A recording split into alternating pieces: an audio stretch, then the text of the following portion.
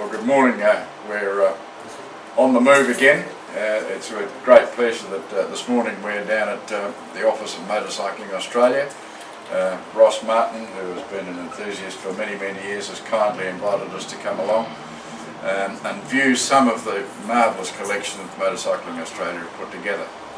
And before we go any further, I should really stress to the members the advantages of belonging to Motorcycling Australia. It's the body that represents we motorcyclists, and I think we really need in this bureaucratic time as much help as we can get from that regard. So I would strongly recommend that members consider joining Motorcycling Australia. Ross, good morning. Good morning, Dave. Thank you for letting us come here this morning. It's our pleasure. This is a beautiful bike that you've got here, and could you just give us a bit of background to it? I believe it's got quite a history. It certainly has. It was built up and raced by a New South Wales scramble rider, as we called it in those days, by the name of Roy East. And Roy East was a man who went overseas and rode when it wasn't very common for Australians to ride in off-road events. We had a lot of riders riding in the road, of course, in the 50s and 60s. But Roy went over there, too. my word, and went over, worked for BSA, built himself up at BSA and started racing scrambles and did very well, started to do very well, and then decided that the Rickman was the latest and the greatest thing. And this, if you wanted to win in open competition in the UK, this is what you needed to have. So this bike was built up, it's a Rickman frame and with a Matchless competition motor and a fabulous bike. Well, they were very exotic for their day, weren't they? Oh, they really were. were. A big leap forward, really. These were the thing to have if you wanted to do any good, particularly in Europe, because the big single, of course, goes through the really tough, hard, wet ground that they have over there, a lot better than some of the other motors. So this was state of the art in the early 60s, and Roy East built this, and then finally, when he came back to Australia, brought it with him. And some years ago, he died 5 or 6 years ago, and we were lucky enough to get the remains, really. It was all in a million bits. Oh, and it's been a fantastic since job. then, MA has spent a lot of time and effort and money on getting it back to the standard, and it is a 100% running, going motorcycle now. But it's such a centrepiece. When you look at this compared to modern motocross bikes where you need a ladder to get up onto them and they weigh nothing, they must have been very strong, hefty blokes to ride these things. I wouldn't say they were hefty, because some of them were quite small, but they were certainly strong, and you needed to be. It took a bit of wrestling to get a motorcycle like this about.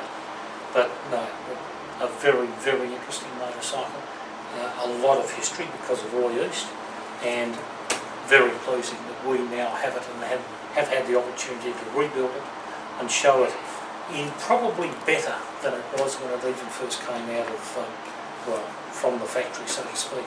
The frame kit came from the factory, and then he would have built it up using the existing best bits that were available. Well, all the bodywork is beautiful, isn't it?